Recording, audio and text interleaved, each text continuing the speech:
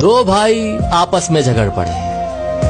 साथ ही उनके पापा खड़े सब देख रहे थे और जोर जोर से हंसते चले जा रहे थे। अब झगड़ा किस बात पर हो रहा था? 4 बेडरूम के मकान को लेकर प्रॉपर्टी का मसला था। बाप को हंसता देखकर दोनों भाइयों से रहा नहीं गया और बोले, पापा आपको क्या हुआ? हम लड़ रहे हैं और आप हंस रहे हो।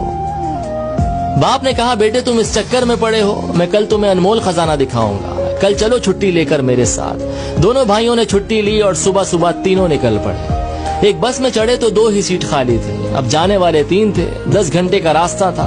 कभी एक भाई पापा के साथ बैठ जाता, दूसरा खड़ा हो जाता, तो कभी दूसरा बैठ जाता, पहला वाला खड़ा हो जाता, और इसी तरह सारे रास्ते एडजस्ट करते हुए चले गए।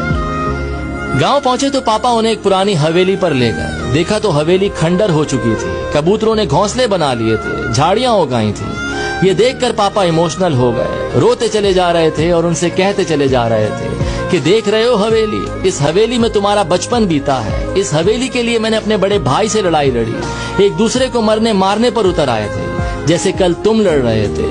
हवेली तो मुझे मिल गई थी, लेकिन भैया बाहर चले गए। मुझसे कहा तू ये मकान रख, रिश्ता खत्म। मैंने अपने बड़े भाई को खो दिया इस हवेली के चक्कर में, और आज ये हवेली खंडर बन चुकी है।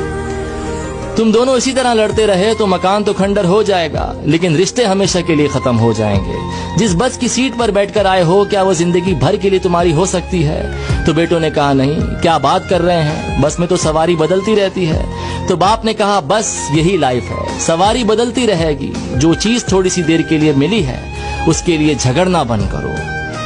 खुश रहिए, मोहब्बत से रहिए, अपनी फैमिली का ख्याल रखिए। मटेरियलिस्टिक के पीछे नहीं, इमोशनल के लिए दौड़ना शुरू कीजिए। और ये स्टोरी अपने भैया के साथ जरूर शेयर कीजिए।